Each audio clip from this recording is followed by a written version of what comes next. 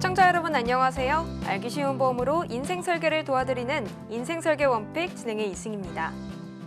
100세 시대를 위한 선택, 살다 보면 겪게 되는 크고 작은 일들도 있고 또 변화하는 세상만큼이나 보험도 진화를 하죠. 이 보험에 대해 궁금한 모든 것들과 또 여러분들의 인생 설계를 위한 원픽 함께 고민해드리겠습니다. 오늘도 인생 설계 원픽과 함께 하시면서 하루하루의 생활을 설계하는 법 함께 찾아가 볼게요. 인생 설계 원픽 생방송은 유튜브 검색창에 서울경제TV라고 검색하신 후 아래 나와 있는 방법을 통해서 실시간 스트리밍으로 함께 하실 수 있습니다. 아울러 본방송에서 제공하는 정보는 전문가들의 조언일 뿐 해당 보험에 대한 가치나 수익률은 보장하지 않는다는 점 유의해 주시기 바랍니다. 자, 그럼 인생 설계 원픽 지금부터 시작하겠습니다. 오늘도 현명한 인생 설계를 도와주실 전문가 두 분께서 나와 계십니다. 인사드려보겠습니다. 전문가님, 어서 오세요. 네, 한 분 한 분 소개드려보면 좋을 것 같습니다. 먼저 임지연 전문가님, 시청자분들께 인사와 소개 부탁드리겠습니다. 네, 이제 장마가 자꾸 오고 있잖아요. 그래서 아무래도 그렇다 보니까 날이 추웠다가 더웠다가 반복을 하게 되는데 이렇게 되면은 몸에 많은 변화가 발생하거든요. 그래서 그 변화 중에서도 혈관 쪽에 많은 문제가 있을 수가 있습니다. 그래서 오늘은 좀 혈관 쪽에 대해서 안내 드려보도록 할 임지연 전문가입니다. 네, 좋습니다. 오늘 소개해 주실 보험 간략하게 좀 예고해 드렸지만요. 2대 혈관 질환에 대해서 소개해 주실 임지연 전문가님이셨습니다. 다음으로 명동일 전문가님 소개 부탁드릴게요. 네, 아름다운 사람은 머문 자리도 아름답습니다. 라는 말이 있죠. 예. 저는 이게 여태까지 명언인 줄 알았는데 그냥 화장실에 자주 보이는 문구더라고요. 그래서 굉장히 좋은 내용이거든요. 그죠? 아름다운 사람은 머문 자리도 아름답다. 저는 이거를 이렇게 좀 인용하고 싶어요. 인생 설계 원픽 전문가가 머문 보험은 그 보험도 굉장히 아름답다라고 말씀을 드리고 싶거든요. 아름다운 보험을 전하는 전문가, 명동희 전문가입니다. 네, 좋습니다. 아름다운 보험 전해주실 명동일 전문가님이셨고요. 이렇게 인사는 나눠봤는데 그럼 본격적으로 어떤 보험들 오늘 알아볼지 첫 번째 보험부터 화면을 통해서 확인해 보겠습니다.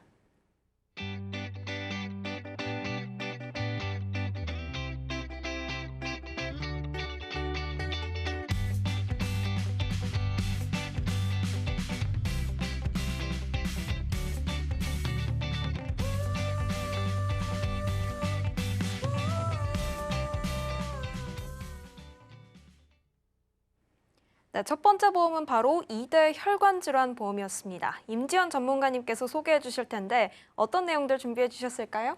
네, 일단 저는 이제 보험이라는 걸 생각하면 일단 저한테 연관성이 있어야 된다라고 생각을 많이 하거든요. 제가 관심이 있고 이제 그런 분야에 대해서 많이 설명을 드리려고 하는데 일단 저희 집에는 가족력으로 혈관 질환을 앓고 계신 분들이 상당히 많습니다. 일단 할아버지도 그렇고 큰아버님도 그렇고 뇌 쪽 혈관으로 인해서 돌아가셨고 그리고 저희 어머님 그리고 아버님도 고혈압으로 앓고 계세요. 그러니까 저는 이렇게 보면은 가족력 때문에 뗄래야 뗄 수 없는 게 혈관 질환이다라고 생각을 하거든요. 그렇기 때문에 만약에 뭐 암에 대해서 생각하시는 분들도 많이 있겠지만 혈관 질환에 대해서도 조금 더 경각심을 가지셨으면 좋겠어서 2대 혈관 질환에 대해서 말씀드려볼까 합니다. 네, 맞습니다. 사실 이 2대 혈관 질환이 암 못지않게 발병률과 사망률이 또 높다고 하죠. 이제 어떤 질환이 있는지 먼저 알아보면 좋을 것 같은데 2대 혈관 질환, 어떤 질환일까요? 네, 2대 혈관 질환은 이게 쉽게 설명드리면 뇌혈관 질환 그리고 심장 질환이라고 말씀을 드릴 수가 있어요. 근데 뇌 쪽에서 발병하는 문제들이라고 얘기를 드릴 수가 있고 심장 쪽에서 문제가 발생한다라고 할 수 있는데 일단 뇌 쪽에서는 막히는 거를 저희가 뇌경색이라고 말씀을 드리거든요. 그리고 나서 여기에서 뇌경색에서 조금 더 진화돼서 출혈이 일어나면은 저희가 뇌출혈이라고 해요. 근데 이런 혈전이나 지방 같은 것들이 쌓였을 때 저희가 뇌경색이 오면은 약간 뒷목이 땡긴다라고 할 수가 있는데 그때 빨리 캐치하시는 분들이 많이 없으세요. 근데 내가 피곤하니까 잠깐 이러다가 말겠지라고 하시는 분들 굉장히 많거든요. 하지만 그렇지는 않습니다. 이게 계속 이제 쓰레기 같은 게 쌓이고 쌓이면 결국에는 터지는 일이 발생을 하잖아요. 그렇기 때문에 미리미리 준비를 해야 된다라고 말씀을 드릴 수가 있고요. 심장 쪽에 있어서도 저희가 심장 혈관이 막히거나 하는 거는 협심증이라고 말씀을 드리고, 여기에서 심장 혈관이 터지면은 급성심근경색이라고 말씀을 드리는데, 근데 급성심근경색은 많이들 아실 거예요. 뭐 드라마나 영화나 뭐 뉴스에서도 갑자기 쓰러져서 심장 부여잡고 이제 쓰러지면은 그대로 급성으로 돌아가실 수도 있다라고 하는 이런 질병들이 있는데, 이런 부분은 저희가 그냥 크게만 생각해서 좀 무서운 질병이긴 하지만 나한테 일어나지는 않을 거야 라고 생각하시는 분들 굉장히 많거든요. 근데 요즘에는 젊으신 분들이 협심증이나 아니면 부정맥 진단 같은 경우를 굉장히 많이 받습니다. 그렇기 때문에 이제 젊으신 분들이라고 하면은 조금 더 보험료가 저렴할 수는 있거든요. 그래서 조금 더 미리미리 건강하실 때 준비하는 게 가장 좋고, 그리고 만약에 가족력이 있다라고 하시면은 오늘 방송 내용을 조금 더 집중해서 보시면은 도움이 많이 될 거라고 생각합니다. 네, 맞습니다. 사실 일상 속 스트레스겠지 하고 그냥 지나가는 분들 많으실 것 같거든요. 하지만 이 안에서 위험 요인 신호 알아차리는 게 중요하다라고 말씀을 해주셨습니다. 일단 이에 대한 대비도 중요한 것 같은데, 일단 이 무서운 혈관 질환이 왜 발생하는지부터 알아보면 좋을 것 같아요. 네, 맞아요. 근데 이게 다 엄마들이 하는 잔소리입니다. 너 술 좀 줄여라, 담배 피지 마라, 막 이런 것들 많이 하잖아요. 근데 여기에서 제가 표를 가지고 왔어요. 근데 보게 되시면은 일단 뇌 쪽에 있어서 가장 위험도는 1위가 고혈압입니다. 그리고 2위가 운동 부족, 그리고 3위가 혈증 지방, 이렇게 여러 가지가 있는데 여기에 플러스 흡연과 음주도 돼 있어요. 근데 일단 저희가 스트레스를 많이 받게 되면은 혈관 질환으로 오는 거는 진짜 맞거든요. 근데 그 혈관 질환으로 오는 스트레스를 어떻게 푸느냐? 흡연, 음주로 푸시는 경우가 많습니다. 그쵸. 네, 하지만 이럴 때 더 좋은 게 여기에는 운동. 그러니까 운동을 하시게 되시면은 운동으로 인해서 스트레스를 조금 더 풀게 되시면은 좋지만, 저희가 여기에 나와 있는 10가지를 다 안 하고 지낼 수는 없잖아요. 근데 다만 이거를 예방을 하게 되면은 뇌졸중에 대해서 조금 더 보완이 되기 때문에 예방을 하시는 쪽으로 하시는 게 가장 좋다라고 말씀을 드리지만, 아니면은 이 많은 것들을 포기할 수 없다라고 하실 때에는 걷거나 뛰는 운동이라도, 이렇게 해서 간단한 운동이라도 하셔서 뇌졸중에 대해서 예방을 하시는 게 일단 첫 번째로 가장 좋다라고 말씀을 드릴 수가 있고요. 그다음에 심장 쪽에서도 저희가 많은 것들이 있지만, 첫 번째로는 연령. 근데 이 연령은 남자 45세 이상 그리고 여자 55세 이상이라고 하면 일단 첫 번째로 위험도에 속한다라고 말씀을 드릴 수가 있고요. 그다음에 두 번째로는 가족력. 부모, 형제 등등 우리 주변에 있는 가족 중에서 일단 여자 같은 경우에는 65세 미만의 혈압 같은 게 높거나 하시면 조금 더 위험도가 있고요. 남자 같은 경우에는 55세 미만의 혈압 쪽에 있어서 어떤 거라도 발병이 됐다라고 하면은 심장 질환에 대해서 발병할 확률이 더 높다라고 말씀을 드릴 수가 있어요. 근데 여기에도 고혈압과 흡연이 들어가 있기 때문에 이왕이면은 같이 조금 챙기시면서 한다고 하시면 조금 더 도움이 될 가능성이 많기 때문에 예방을 먼저 하시는 게 가장 좋다라고 말씀을 드릴 수가 있습니다. 네, 역시 만병의 근원은 스트레스라고, 이 스트레스도 가장 큰 요인 중에 하나였고요. 또 역시 운동도 중요하네요. 네, 저도 맞아요. 운동 부족이라서 경각심을 좀 얻고 가는 것 같습니다. 자, 그렇다면 이제 이렇게 무서운 이대 질환은 보험으로 어떻게 대비하면 좋을지 알아보면 좋을 것 같은데요. 네, 맞습니다. 일단 보험으로 어떻게 준비를 해야 되느냐 하시는 분들이 굉장히 많으실 건데, 이거는 쉬워요. 저희가 증권을 가지고 있잖아요. 열어보시는 일이 많지는 않아요. 네, 하지만 여기에서 증권을 열어보시면 이 안에 들어있는 항목에 대해서 집중하실 필요가 있거든요.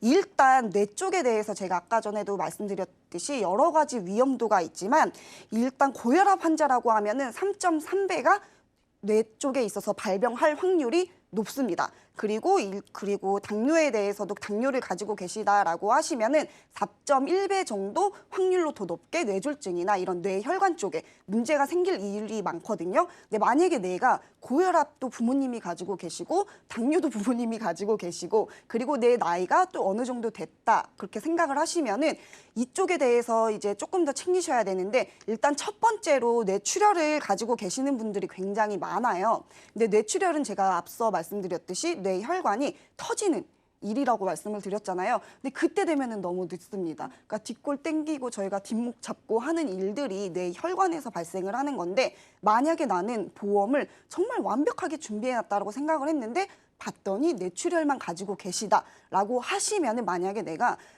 그 뒷목이 당겨서 병원에 갔더니 뇌혈관 질환입니다라고 하면은 뇌출혈에서는 보장을 못 받습니다. 저희가 똑같이 만약에 10,000원이든 20,000원이든 똑같은 보험료를 내고 보험을 준비했는데 누구는 보험금을 수령을 하고 누구는 보험금을 수령을 못 한다면 이거는 저희가 말하는 보험에 좀 약간 잘못 준비를 했다라고 말씀을 드리는 부분이거든요.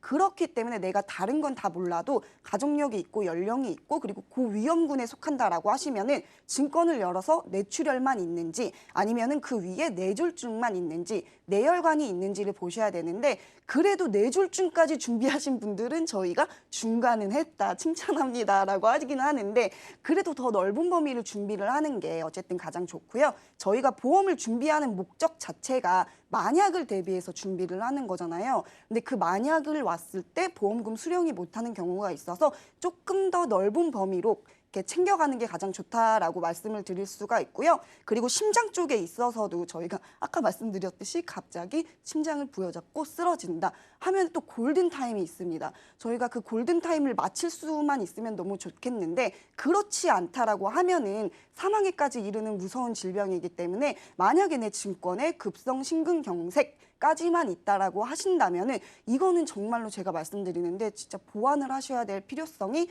굉장히 많다라고 말씀을 드리고요. 그리고 여기에서 더 넓은 범위가 허혈성 심장 질환이라고 되어 있습니다. 여기까지 있으시면은 정말로 잘 준비를 하신 거예요. 근데 하지만 여기에서 제가 말씀드리는 이유는 뭘까? 더 넓은 범위가 나왔기 때문에 말씀을 드리는 거거든요. 이제 심장 쪽에 대해서 이제 전체적으로 보장을 해주는 보험이 있는데요. 근데 여기에서 제가 가장 좋다라고 느끼는 거는 제가 아까 말씀드렸듯이 젊으신 분들 이제 심장 쪽에 문제가 많이 온다라고 했잖아요. 심장이 빨리 뛰거나 느리게 뛰거나 하는 이제 부정맥이 올 수도 있는데 요즘 분들 뭐 식습관이나 뭐 여러 가지 등으로 인해서 검사를 해보잖아요. 부정맥이 검사를 안 해서 그렇지 하면 굉장히 많이 발병한다고 합니다. 그렇기 때문에 젊은 나이일수록 요즘에는 저희가 100세 시대도 넘어서 120세대 세대까지라고 말씀을 하잖아요. 그렇기 때문에 조금 더 챙기시려면은 심장 질환 쪽으로 든든하게 준비하시는 걸 추천드리도록 하겠습니다. 네, 좋습니다. 일단은 성별에 있어서 뭐 암의 범위가 혈관의 범위가 차이가 있다라고 좀 설명을 해주셨고요.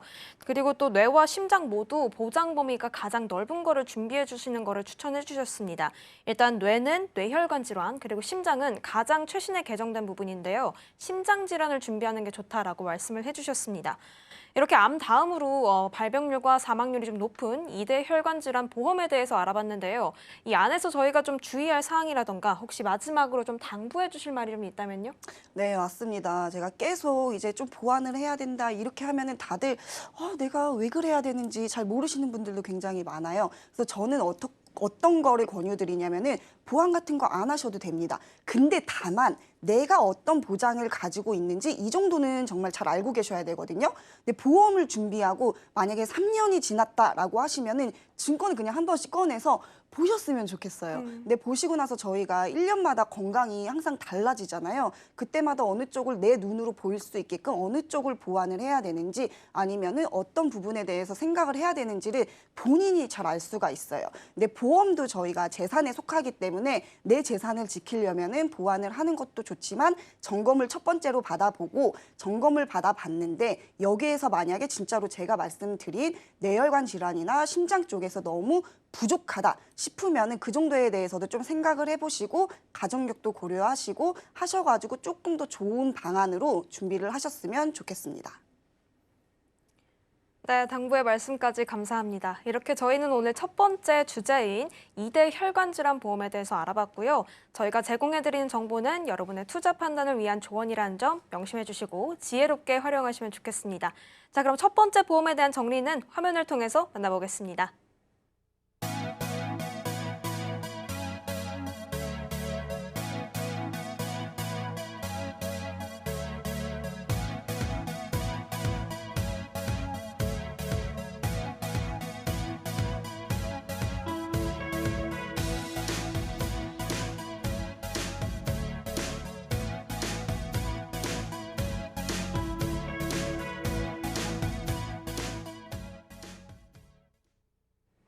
네, 그럼 다음 주제도 한번 만나볼까요? 화면을 통해서 확인해 보시죠.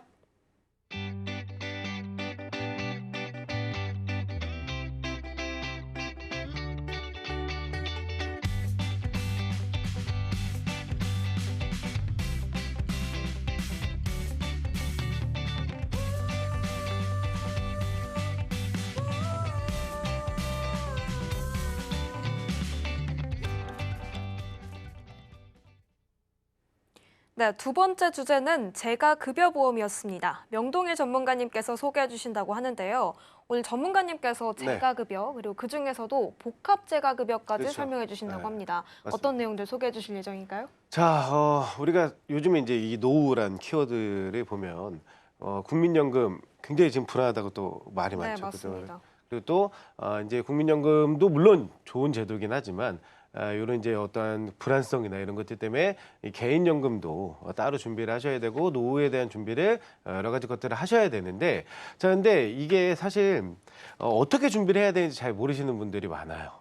그리고 또 어떻게 준비를 해야 내가 합리적으로 소비를 할 수 있는지 이런 부분에 대해서 잘 모르시는 분들이 많은데 오늘 이 재가보험에 대해 제가 한번 설명을 좀 드릴 거거든요. 자 만약에 뭐 저를 포함해서 부모님들까지 해가지고 내가 노후에 한 달에 뭐 50만 원씩 이렇게 계속 좀 보장을 받을 수 있는 보험이 있다. 라고 하면 굉장히 든든하지 않겠어요? 그죠? 그럼요. 예, 1년이면은 벌써 한 600만 원에 뭐 10년을 수령하면은 6천만 원, 20년 수령하면 1억 2천만 원 이렇게 이제 보장을 받을 수 있는 건데. 자, 근데 지금 말씀드린 보장에 한 규모가 이제 보편적인 재가급여라고 보시면 되고 이 복합 재가급여를 통하면은 월에 한 200만 원 정도까지 또 보장이 가능합니다. 자 그러면 사실 지금까지 뭐 내가 어떻게든지 이제 현실적인 부분이랑 이런 부분에 치여가지고 아직 내가 노후가 준비가 안 됐다거나 아니면은 현재 지금 이제 노후를 겪고 있는 나이대의 부모님 세대라고 하시면은 그럼 요 재가보험을 잘만 준비하시면 연금의 기능까지 이렇게 좀 기대할 수 있는 보험들이거든요. 그래서 이 두 가지 보험을 놓고 오늘 좀 자세하게 설명을 드리도록 하겠습니다. 네, 연금처럼 사용할 수 있는 네. 보험이라고 하니까 너무 좋은데요. 특히 나이가 있으신 분들은 더 솔깃해지실 것 같습니다. 자, 그럼 일단 재가급여 보험을 저희가 좀 이해하기 위해서 먼저 알아야 될 사항이 좀 있을까요? 자, 이 재가급여 보험이든 뭐 복합재가든 그리고 또 우리가 보험 그 많은 보험들 중에 이 요양 등급 기준을 기반으로 해서 보장을 해주는 보험들이 많이 있어요. 그래서 일단은 요 요양 등급이 어떤 건지 이거부터 우리가 좀 살펴봐야 되거든요. 자, 요양 등급은 나라에서 정해주는 등급입니다. 그래서 해당자는 첫 번째는 65세 이상의 어르신분들이면은 자격 신청이 가능하시고요. 만약에 65세가 안 됐다, 65세 미만이라고 하더라도 노인성 질환을 가지고 계신 분들. 그러니까 뭐 치매라든가 아니면 앞서 얘기했던 이제 뭐 이대 혈관 질환 중에 뭐 뇌질환이라든가 이런 이제 나라에서 정한 21가지 노인성 질환들이 있거든요. 이런 것들을 현재 앓고 계신 분들이 신청 자격 대상자가 되는 겁니다. 그래서 만약에 이런 분들이 이제 그 신청을 공단에 신청을 하게 되면은 그러면 나라에서 이제 조사가 나와요. 그래서 조사의 이제 기준은 여러 가지 이제 문진표들을 대상으로 해서 그 조사를 진행을 하거든요. 그래서 방문 조사를 했을 때 이제 물어보는 이제 문진표는 어떤 것들이 있냐면 일단 신체 기능, 그다음에 인지 기능, 그다음에 행동 변화, 그리고 뭐 간호처치, 그다음에 재활 이런 부분들에 대한 현 상황을 점검을 합니다. 그래서 보편적인 내용들을 자료화면을 또 보시다시피 결국에는 그거예요. 일상생활을 하는데 크게 무리한 점이 있느냐 없느냐 이런 것들에 대한 기준점들을 보고선 점수를 매기는 거거든요. 그래서 예를 들면 오늘이 이제 무슨 요일인지 이런 건 인지 능력이랑 관계가 있겠죠. 아니면 이제 집에 불이 났을 때 이걸 어떻게 올바르게 대처를 해야 되는지 이런 것들은 이제 뭐 그 행동 변화라든가 간호처치 이런 부분에 해당이 될 수가 있거든요. 그래서 이런 항목들을 다 조사가 나와서 이제 물어보고 체크를 한 다음에 그 다음에 등급을 받는 게 요양 등급이다라고 보시면 될 것 같습니다. 네, 좋습니다. 이렇게 재가급여에 대해서 먼저 알려주셨고요. 일단은 65세 기준으로 좀 신청 기준이 나뉘고요. 그리고 또 판정 기준이 어떻게 되는지까지 짚어주셨습니다. 네. 재가급여는 일단 알겠습니다. 그렇다면은 장기 요양 등급은 어떻게 되는 걸까요? 그렇죠. 이제 그렇게 해서 그 이제 조사가 나오고 난 이후에 요 이제 결과를 등급으로 나누는 거예요. 그래서 현재는 요양 등급은 1에서 5등급까지 구분이 된다라고 보시면 되고 여기에 추가로 인지 지원 등급이라는 게 존재를 합니다. 그래서 1등급으로 올라갈수록 어떠한 이제 그 내가 뭐 인지 능력이라든가 아니면은 행동 반경이라든가 이런 것들이 점점 좁아진다라고 보시면 되거든요. 그래서 간단하게 설명드리면 1등급으로 올라갈수록 혼자서 이제 일상생활하는 게 좀 어렵고 주변에 어떠한 누군가의 도움이 필요한 상황이 점점 중증으로 진화된다라고 보시면 될 것 같아요. 그래서 요 1등급부터 5등급 중에 3에서 5등급은 앞서 얘기했던 이제 재가급여. 재가급여 서비스를 받으실 수가 있고요. 여기서 플러스 1에서 3등급에 내가 등급을 받았다라고 하면은 그러면 시설급여 서비스까지 이용이 가능한 건데요.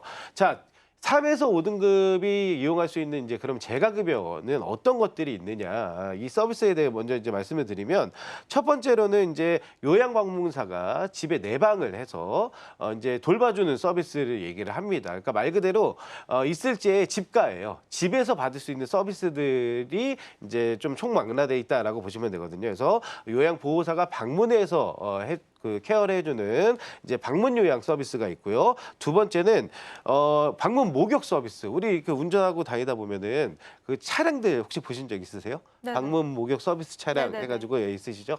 그러니까 그런 이제 방문 목욕 서비스가 또 있고 세 번째는 이제 간호사가 자택을 방문해서 이제 방문 간호를 해주는 서비스가 있습니다. 자 그리고 네 번째는 시설에서 단기로 보호를 해드리는 그러니까 노치원이라고 요즘 많이 하거든요. 요즘에 이 생각보다 주변에 유치원이 많이 없어지고 있어요.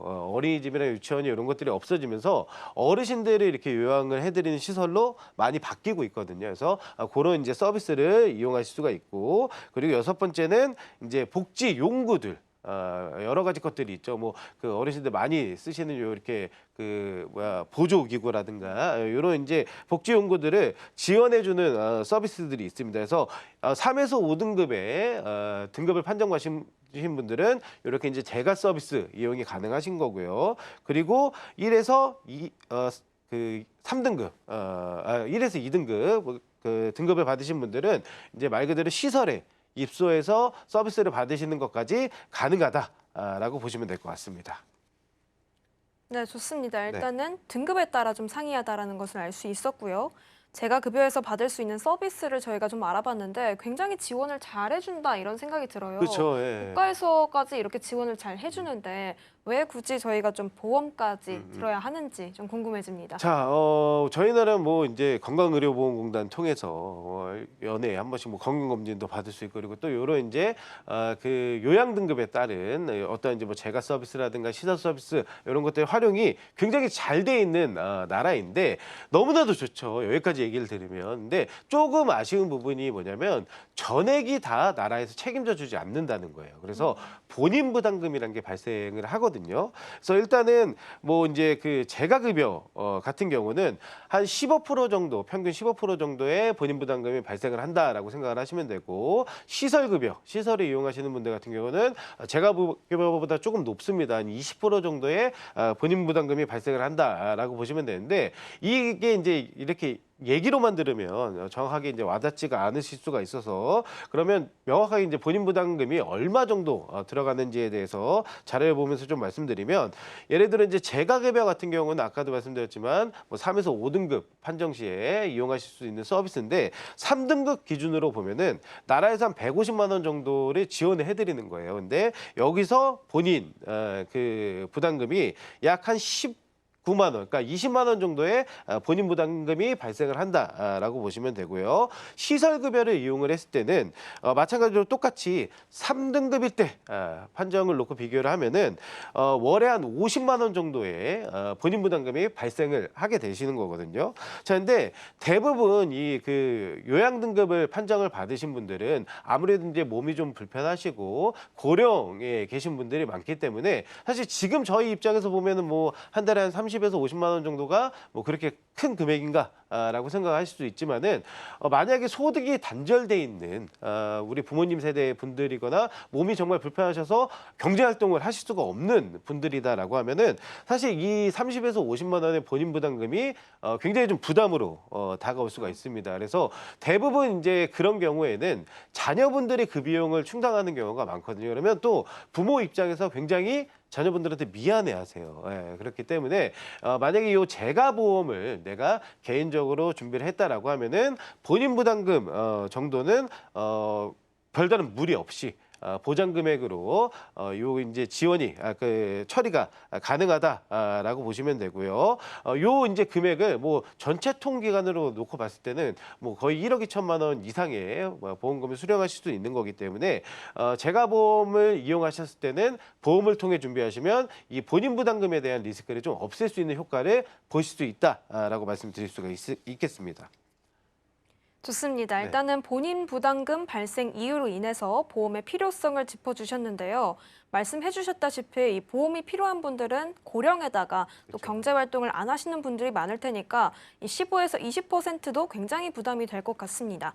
자, 그렇다면 전문가님, 네. 또 다른 재가보험이 또 있다고요? 자, 아까 이제 서두에서 우리가 일반적인 재가보험과 그다음에 네. 아까 복합자가 들어가는 맞습니다. 재가보험이 있다라고 말씀드렸잖아요. 자, 요 복합 재가보험이 이제 오늘 그 재가보험의 이제 그 포인트다라고 보시면 되는데 아까 이 우리 복지용구 있잖아요. 예, 그 복지용구는 해당이 안 되세요. 복지용구를 제외하고 받을 수 있는 이제 방문 재가 서비스들. 목욕이라든가 방문 그 간호라든가 아니면은 그 방문 요양이라든가 아까 그 제가 말씀드렸던 요 방문 요양 서비스 중에 두 가지를 한 달에 두 가지를 한 번만 이용을 하시면 그러면 복합적으로 보장을 해주는 재가보험이 있습니다. 그래서 이 그 활용 등급에 따라서 재가보험 그 플랜을 작성을 하면은 그러면 매월 200만 원까지 보장이 가능하거든요. 그러면 아까 본인 부담금이 30에서 50만 원이라고 말씀드렸잖아요. 본인 부담금을 제외하고 나서라도 보험금으로 수령하는 금액의 차액이 발생을 하는 거죠. 그래서 제가 최초에 연금 기능까지 기대를 할 수 있다라고 말씀을 드린 거거든요. 그래서 이렇게 복합 재가보험을 이용을 하실 때는 본인 부담금을 리스크를 해지함과 동시에 보험금 수령 금액이 본인 부담금 이상이 되기 때문에 남는 금액은 내가 노후에 연금처럼 연금은 아니지만 정확하게 말씀드리면 연금은 아닙니다. 연금은 아니지만 연금 기능까지 기대를 할 수 있다라고 말씀을 드릴 수가 있겠습니다. 좋습니다. 일단은 본인 부담금이 발생하는 부분을 좀 보완을 해주는 것 같거든요.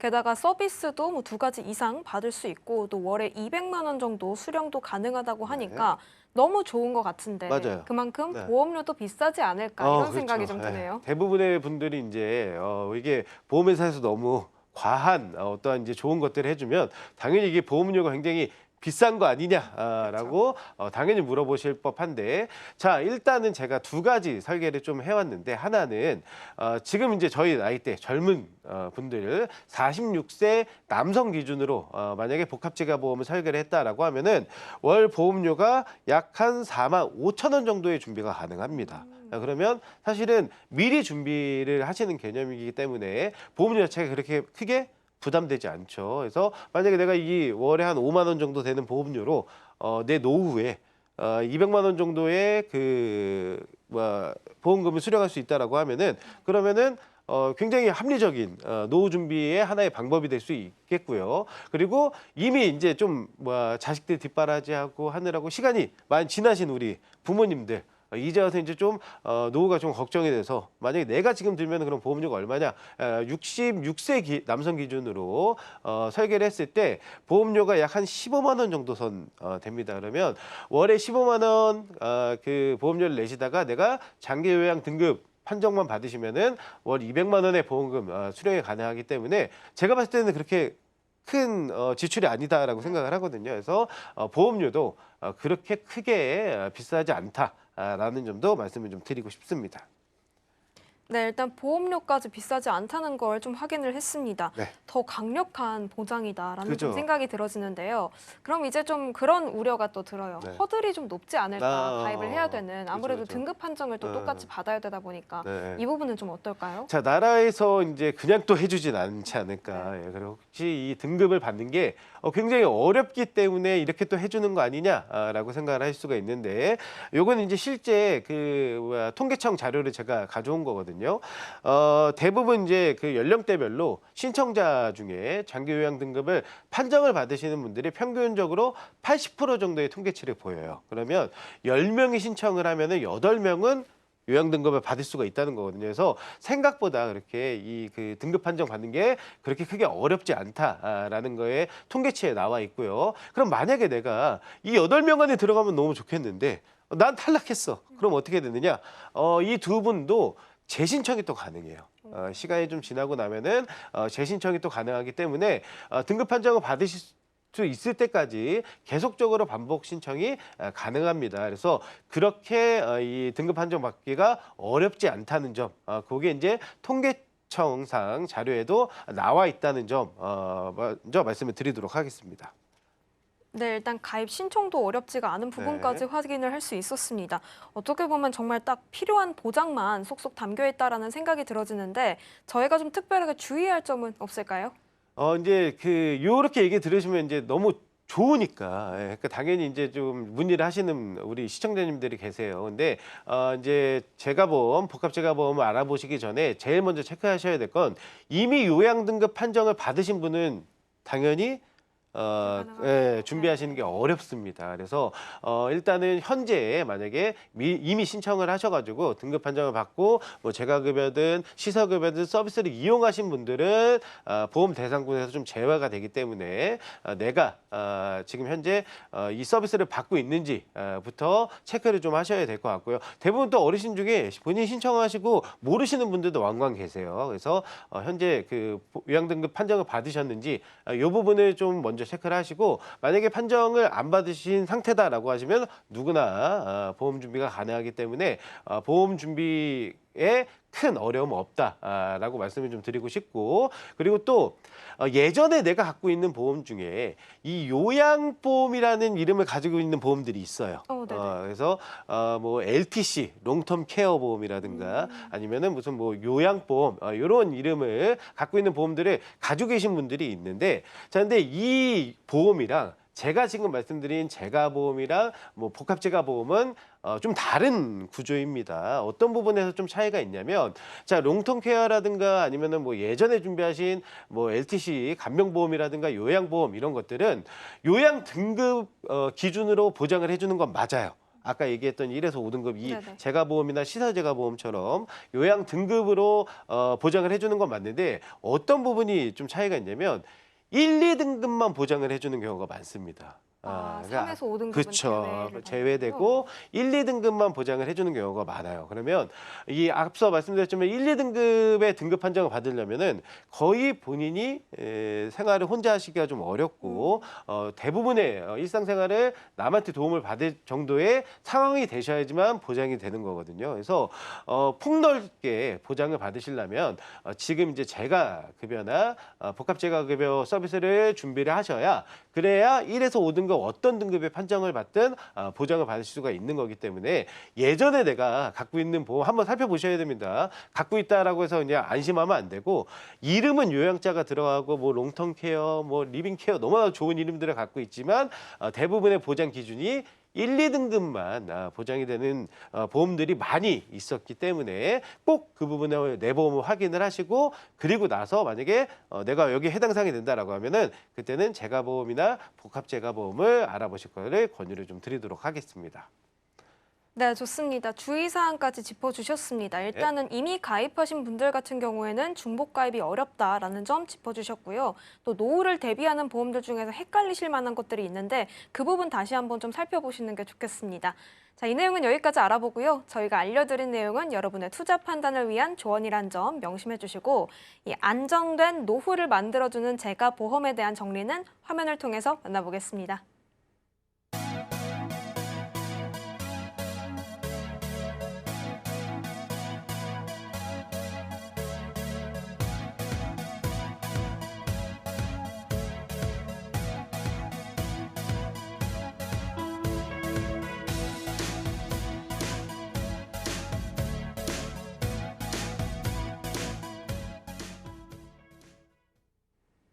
네, 어느덧 마지막 보험을 알아볼 시간입니다. 화면을 통해서 확인해 보시죠.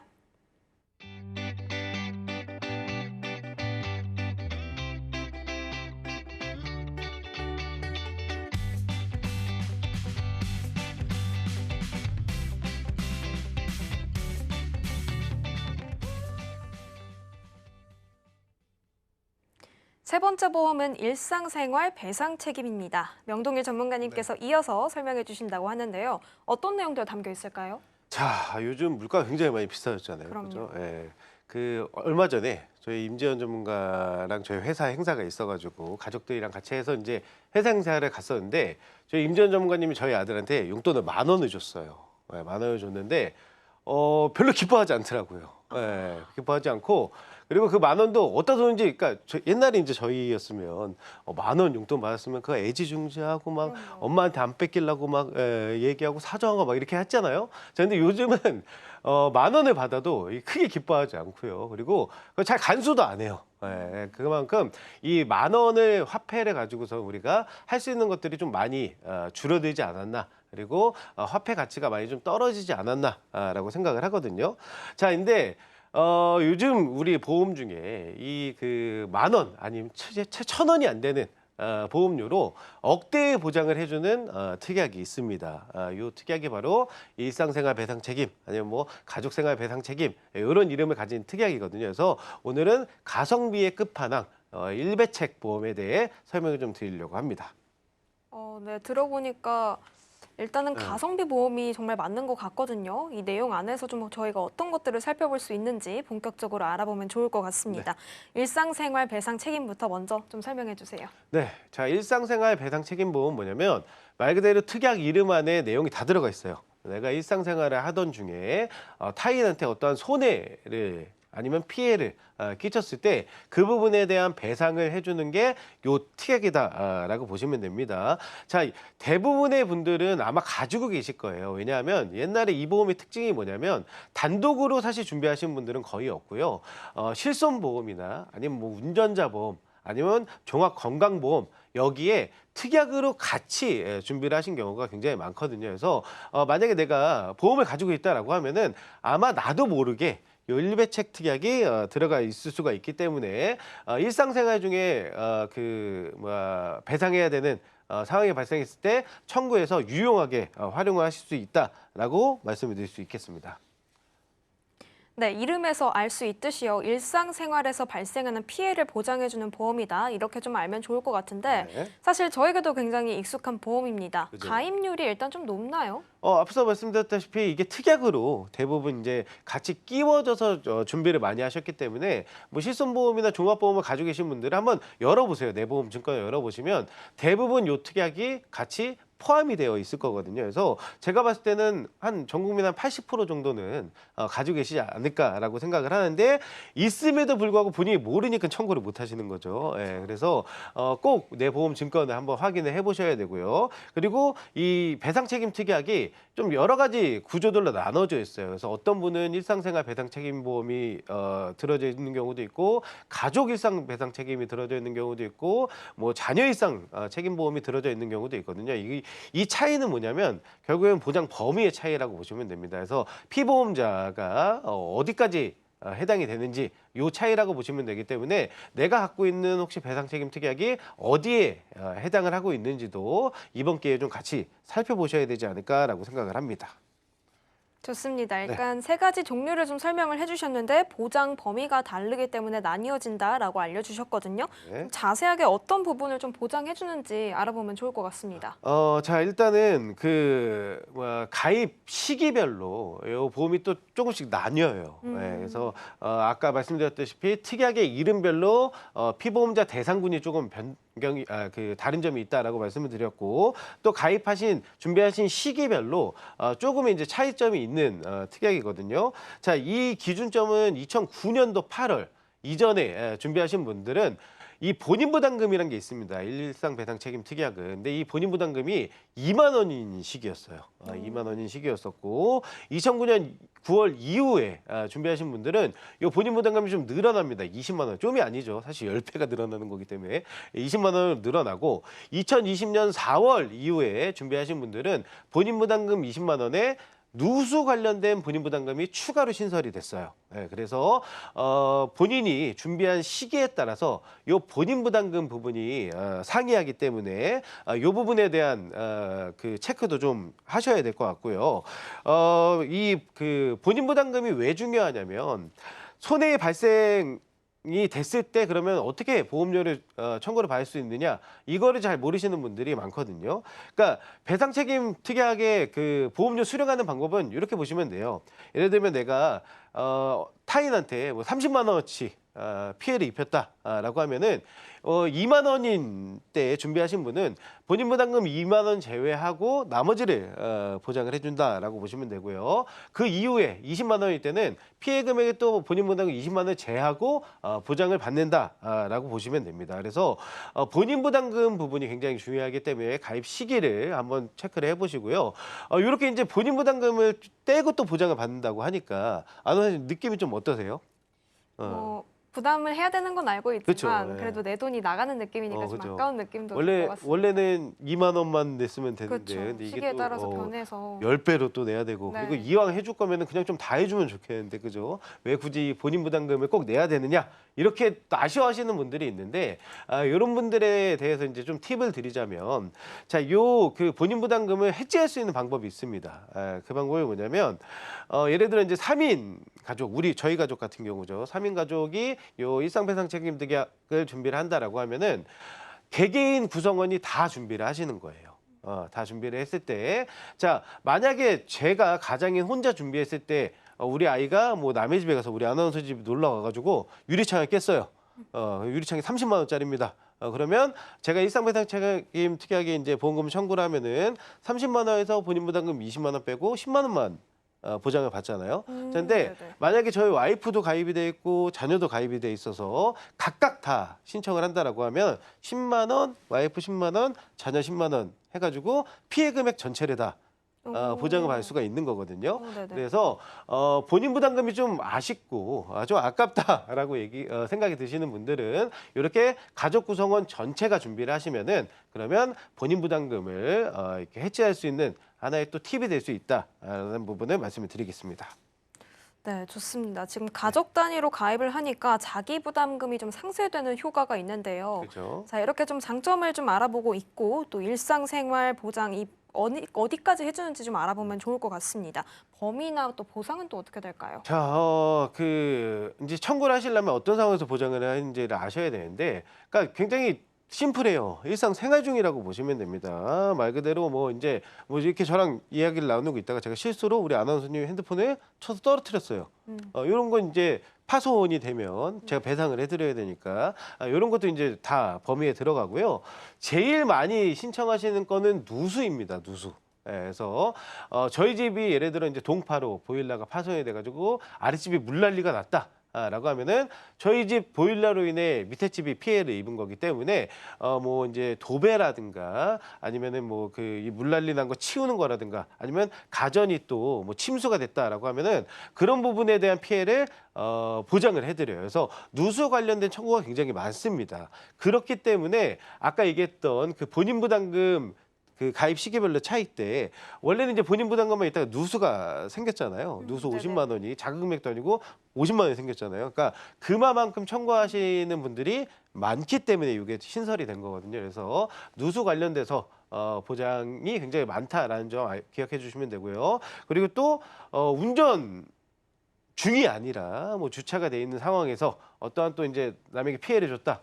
이런 부분도 보장이 됩니다. 어떤 경우냐면 이제 저는 저희 아이가 뒷좌석에서 주차장에 나올 때 절대 문을 못 열게 해요. 왜냐하면 이제 옆차에 혹시라도 문콕 피해를 입힐까 봐. 그래서 혹시라도 하차 중에 우리 아이가 옆차를 문콕을 했다면 그 부분에 대한 보장도 해드리고 그리고 또 자녀분들 이게 실제 저희 아이 사례인데 굉장히 우악스럽습니다. 남자 아이라서 그래서 단지 내에서 자전거를 그렇게 조심히 타라고 얘기를 해도 그냥 애가 자전거 핸들만 잡으면 고삐가 풀려요.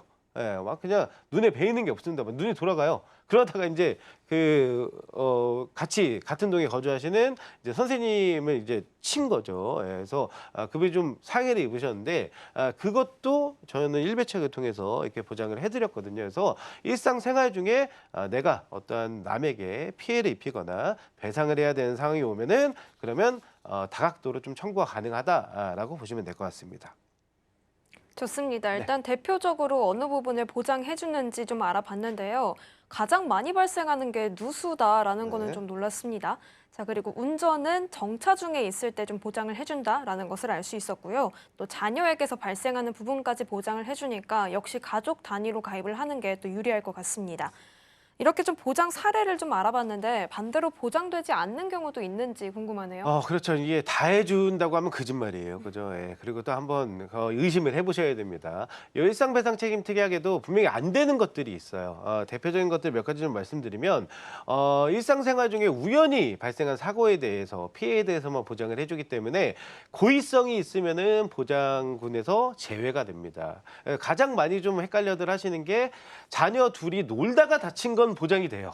아이들끼리. 우연히 사고니까. 자, 근데 의도를 가지고 다툰 거는 보장이 되지 않습니다. 그래서 고의를 가진 이제 뭐 폭력 사태나 이런 것들은 보장이 안 되기 때문에 고의성 여부를 명확하게 좀 인지를 하고 계셔야 되고요. 자, 그리고 업무 중에 관련된 사고는 일상생활 중이 아니기 때문에 또 배제가 됩니다. 그래서 회사 업무 보시다가 혹시라도 그 배상을 해야 되는 피해를 입힌 사례가 되면은 걔는 일배책에서는 보장이 안 돼요. 아니면 회사에서 가입하고 있는 뭐 배상책임보험이라든가 이쪽에 청구를 하셔야 되는 거거든요. 근데 가끔 일배책에서 보장되는 거 아니냐라고 여쭤보시는 분들이 있는데 안 됩니다. 자, 그리고 아까 그 누수 사고 같은 경우는 이제 피해를 입힌 분들한테만 보장을 해주는 거예요. 그래서 가끔 우리 집 보일러도 고쳐줘. 우리 집 뭐 장판도 갈아야 돼. 라고 얘기하시는 분들이 있는데 안 돼요. 내 집은. 예, 그래서 대표적으로 고의성, 그다음에 업무 중, 그다음에 뭐 누수 같은 경우는 내 피해에 대해서는 보장이 좀 배제가 된다라고 알고 계시면 될 것 같습니다.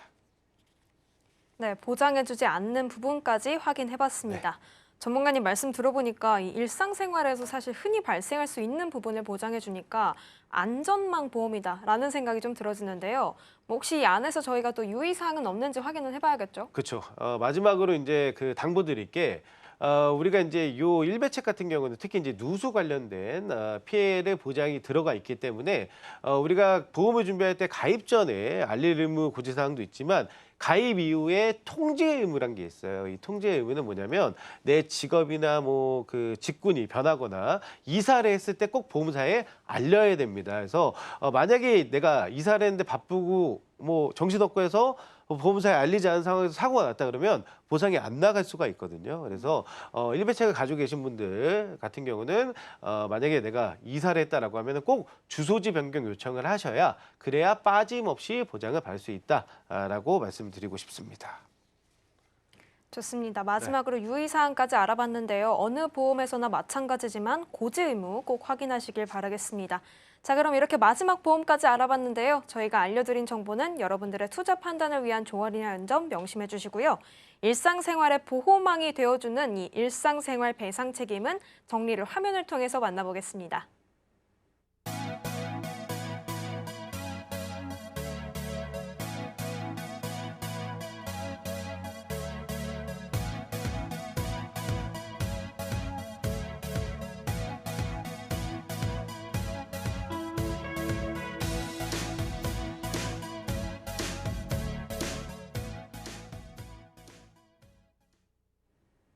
인생설계 원픽에서 제공하는 정보는 전문가들의 조언일 뿐 해당 보험의 가치나 투자 수익률은 보장하지 않는다는 점 유의해 주시기 바랍니다.